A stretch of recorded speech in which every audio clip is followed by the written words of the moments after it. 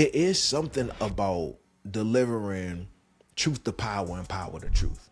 Saying the thing, even if you can't say it to people, saying it out loud to yourself. Giving yourself permission to understand the emotional reality of what's happening. Because the joke doesn't speak to the reality, it talks around it. And sometimes you have to admit to yourself out loud that you are sad. You have to admit to yourself out loud that you feel powerless. You have to admit to yourself out loud that you feel like things are completely out of your hands.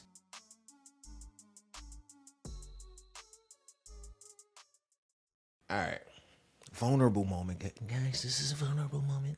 I need you guys to come in. I'm about to say something that is not easy for me to say. It's sensitive. It's personal. I don't like talking about it. But if I can't openly and honestly tell the truth to myself in front of people, I have no business telling you to do the same. So come on in, man. Listen up. I got a story to tell. Check it out.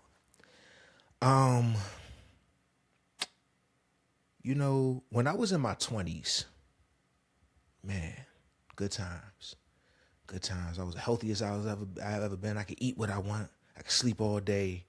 And I had a head full of rich, luscious, curly hair.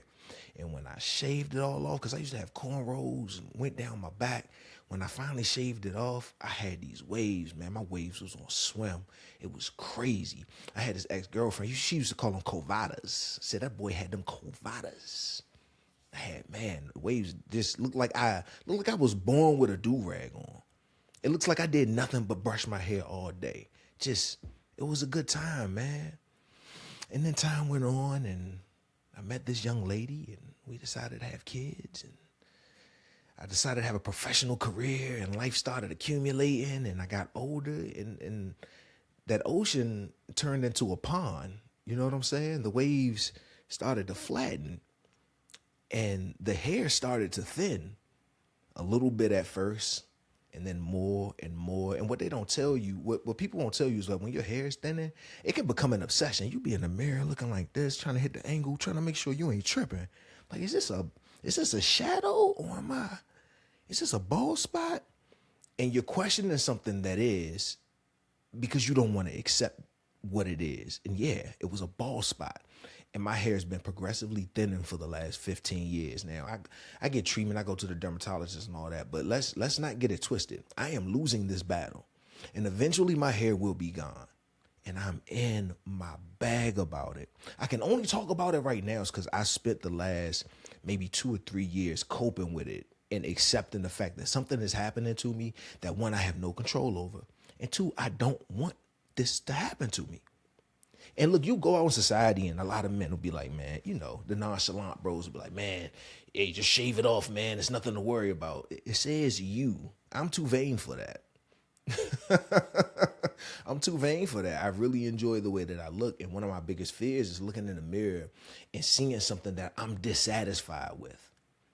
And a lot of dudes got the perfect jug-shaped head for a baldy. I do not. My head is shaped like a thumb. My head is shaped like a butter knife handle. You see how I'm kind of using humor right now to kind of code this thing up, to kind of get ready to tell an uncomfortable truth? That's the uncomfortable truth of it all. And the way I introduced it wasn't by just, I see the bald spot in my damn head. I'm pretty sure other people see it more than I do. But when I was introducing it out into the world, like I was accepting it for myself, when I was out talking to people, it was like I would use jokes. I would say, yeah, man, hey, I might just go crazy and shave it all off one day. Kind of looking and seeing what people's reactions are going to be. Like, yeah, am I tripping? Like, where am I with this? Because it only lives in my head. I haven't tested it out in the world.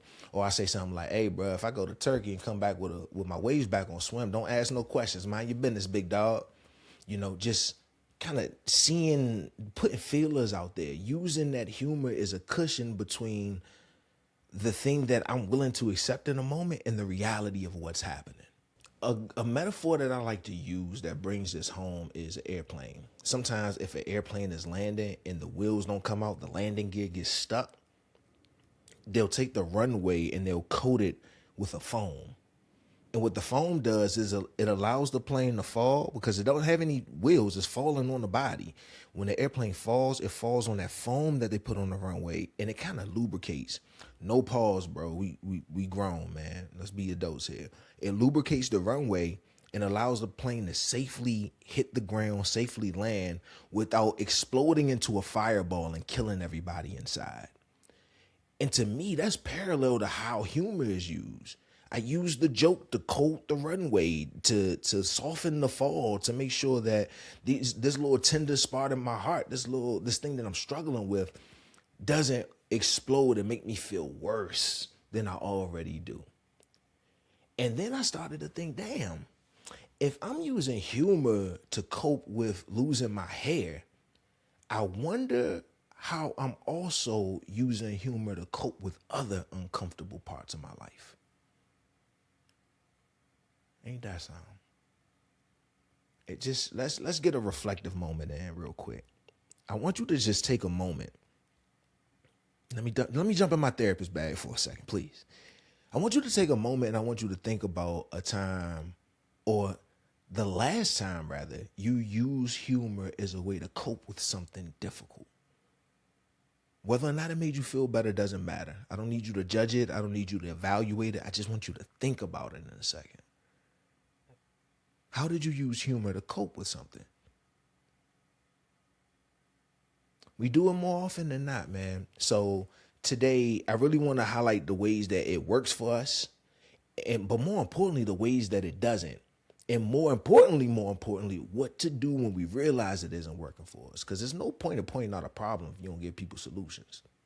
All right, so we established the intention of the joke is to shell out reality slowly.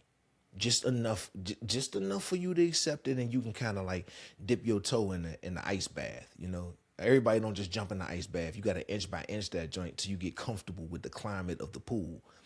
That's kind of like how your reality is when you're using humor. So the first thing I think about when I think about what to do about it is, what would this thing sound like without humor? If I just said the thing without trying to use humor as a cushion or a buffer, what would it sound like? And I ain't gonna hold you. I don't love the way it sounds, but this is what it'll sound like. It'll be like, you know, man, I'm really self-conscious about losing my hair. I'm really self-conscious. I'm having a self-conscious moment about that, dog.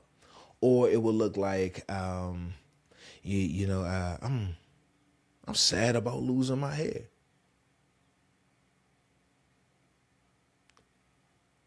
Now you introduce that. You flat out just say that to a group of your friends, and the results may vary. You may get, hey, dog, you know, I understand. I sympathize with that. You know, that has to be tough for you. You might get that. You might also get, it's going to be all right. Keep your head up, man. Even if it ain't got no hair on it. You know, the slide joke that may hit you in the tender spot. Like, I ain't ready to accept that. I wasn't ready for that rib shot. It might be one of those. Or you could get, a toughen up, you be all right. Ball ninja, ball ninja, ball ninja, ball ninja. Why you ain't got no hair? Ball ninja, where your hair at? Ball ninja. They could just completely go in, and you can either laugh that off while it hurts, or you could just be in your bag and secretly hold resentment against them people. Either way, you don't know what you're going to get back when you tell the truth that way. But there is something about delivering truth to power and power to truth. Saying the thing, even if you can't say it to people, saying it out loud to yourself, giving yourself permission to understand the emotional reality of what's happening. Because the joke doesn't speak to the reality. It talks around it. It kind of touches on it a little bit, but it doesn't speak to the reality of what's happening. And sometimes you have to admit to yourself out loud that you are sad. You have to admit to yourself out loud that you feel powerless. You have to admit to yourself out loud that you feel like things are completely out of your hands and you don't like it and you don't know what to do about it. You feel lost and confused. You see, I'm using all this emotional language. It's different when you think it versus when you say it. When you think it, it just lives in your skull. It's abstract. It's not even a thing.